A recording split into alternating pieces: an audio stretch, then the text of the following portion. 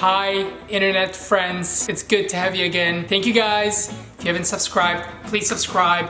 And I'm excited today to talk to you guys about one of the most famous stores we all love. Some people don't, but most of us love. And it's Ikea. And I want to share with you guys from being there probably hundreds of times, because I have used Ikea for many years for Airbnbs, for my house, for rentals, student housing, different things. So that's my spot. And I want to share with you guys a little summary on where Ikea is incredible and where Ikea is not good. I'm gonna kind of break it down to you guys with the products that you should buy from Ikea and the products that you should not buy from the Ikea, and then in between the products that I like but you have to be careful with. So let's start. Here's the classic thing about Ikea. Every time I go, I tell myself, I'm probably gonna be there for 60 minutes, an hour, and I'm probably gonna go buy these two things, spend 60 bucks. 60 minutes, 60 bucks, 4 hours later, I'm out with $500 worth of purchases. And if you've been to Ikea, you know that that's true. It's almost like it is impossible for you to be in Ikea for less than 2 hours. You go in and it's a maze, and by the time you're out, it's dark outside and you put $500 in your credit card and you're not sure how that happened because everything was so cheap. How did it happen? So Ikea is a genius, and the model makes you in there for a long time, and because everything is cheap, but there are also some expensive stuff in between, they know how to make you spend the money. So I'm sure this is relatable to a lot of you. So let's start. Ikea is a great place for art, for decorations. They have really cheap and really good art, whether it's art, wall art, or whether it's, decor that you put in different places, little flower vases. Those are great. You will not find a place cheaper than Ikea that actually has pretty cool stuff. A lot of their art and their frames, pretty modern, pretty edgy, nice stuff. Now, the one thing you just want to be careful of is if you live close to an Ikea, more likely a lot of your neighborhood has the same art. So if you want to feel unique, if you don't want your friends to come in and see the same thing they have at their house, or if you're building maybe an Airbnb or whatever, or have an office and you just want to make it feel unique, make sure when you go pick up the art and those items that you don't pick up the most popular one that they have on the main wall that everyone buys. Just find things that are less likely to be at everyone's house, just for the sake of being unique. Another thing Ikea is great at are plants. Ikea's plants are actually pretty cheap compared to a lot of places. I go to Ikea, I go to Home Depot, Costco, and Ikea plants are pretty impressively cheap, and their planters and their pots are great price, really good design. They're pretty good at what they sell when it comes to those products.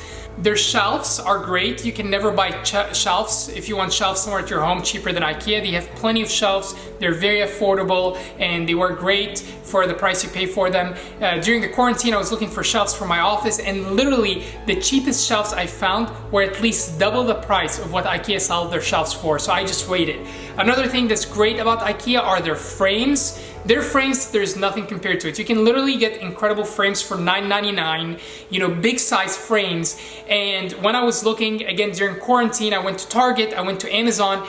The $9.99 frames, the same size on Target and Amazon, were $30 something, different brands that are not Ikea. So literally, their frames are, I'm pretty confident to say they're 1/3 the price. Ikea is great for frames. Pillowcases and pillows are great as far as decorative pillows, because they're pretty cheap and you can stuff them in there and replace them again. Keep in mind, a lot of people may have the same pillowcases color, so if that bothers you, you just want to be aware of that. But they're pretty cheap at their pillowcases and their pillows. Talking about pillows, one thing you should never buy from Ikea, they have those $1.99 pillows for your bed. They are the most uncomfortable pillows. I put them in my Airbnb because I was like, oh, $1.99, let's get a bunch of pillows and replace them. But people were complaining all the time. I took one new one with me home to try it out and my neck was hurting. So do not buy Ikea's $1.99 pillows. They are crappy. It's literally better to go to Target and buy the $5 cheapest pillows if you want to do that. Otherwise, Home Goods or TJ Maxx have, $10, $12 pillows that are really high quality. Another thing that you should not buy from Ikea are their appliances. For some reason, Ikea's appliances are hella expensive. I don't know why, but their appliances are expensive. If you go to Lowe's, Home Depot, you can get them.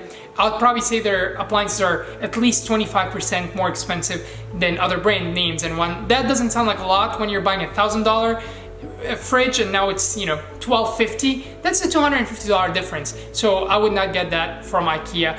Another thing you don't want to get from IKEA are their electric desk. I know that's pretty specific, but more and more people are buying electric desks so that you can, you know, have a stand-up desk if you want to work standing up, or you can take it down, and they're great. But when I was shopping, their electric desks were like $500, and I got one from Amazon for $200, and you can find ones at Costco for $200. So their electric desks, maybe they're a little bit cooler, but they're just overpriced. Finally, the last thing I would not buy from IKEA are their kitchen cabinets. The thing is, their kitchen cabinets are really cool and they're really pretty, but at the end of the day, the wood they use for the cabinets, they don't use real solid wood. They use, you know, the filled up stuff, the stuff that, you know, is not real solid wood, and it's pretty flimsy. And I've heard complaints that they don't last for a long time. So if you're gonna be low maintenance about your kitchen cabinets, you're not worried about like kids scratching them and you're barely gonna use it, and you just want something that looks nice and you're not gonna get frustrated if you have to replace them,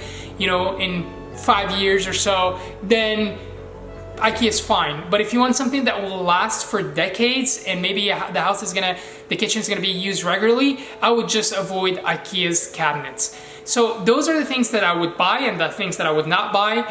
Then I just want to share about the things that you can buy, but just be smart about it. So their bed frames, their dressers, and their side tables or coffee tables, overall they're great for the price. These products are, I would say, a lot more affordable at IKEA than any other place. However, one is so many people have the same freaking beds. They have like their signature beds that even if you don't have the bed, everyone knows the IKEA bed. You can tell from the way it looks. And another thing is their tables, the $6 table that everyone have in their house. The reason I'm just hesitant with buying those is because if you want to have any uniqueness, once you put those in your house, you're screaming out basic. So again, if I'm looking at Airbnb, at one time I was going to Europe and I looked at Airbnb, and one of them was just like all IKEA dressers and beds and side tables. It just felt like I'm not going to a unique, you know, European home. It just felt like I'm going to an IKEA store. So those are good, but the way they look and their style, it's like a Jeep. You don't have to have the Jeep logo to know it's a Jeep. You know, the same for these products, that if you don't mind everyone just seeing and knowing, oh, he got it from IKEA, she got it from IKEA, then go ahead with it. Otherwise, if you want any uniqueness, I would avoid that. Definitely avoid the $6 table that everyone have at their house. And finally, this is a quick bonus, but their lighting is really affordable. They have, you know, table lights, they have some chandelier options, they have, you know, desk lights. They're pretty great for the price. The only thing with them is some of them, the quality just does not look expensive. It doesn't mean that they're durable and they work great, but you can just, the way they look, you can just tell that they're screaming out, we got it affordably. Tried before to get lighting from there for rentals and stuff, and it worked because it's a rental, but when you walk in, it doesn't scream out, wow, fancy, luxury. It doesn't scream that out. It screams, oh, nice, basic, modern, cool. You know, so if you want to look for something that's a little bit wow factor, I would spend a little bit more and get something unique that's not from IKEA store. So hope this helps you guys, but overall, if I have to summarize it, all the little knickknacks, small stuff for office, decor, art, frames, IKEA is great. Furniture is when you just want to be careful whether it's with quality or the look of it, if you want to feel unique, or the price. So hope this helps, and let me know what you guys think about IKEA. I would love to know if you guys have any hacks with IKEA, because maybe you can save me money. Subscribe, comment below, and on to the next one. Thanks, guys.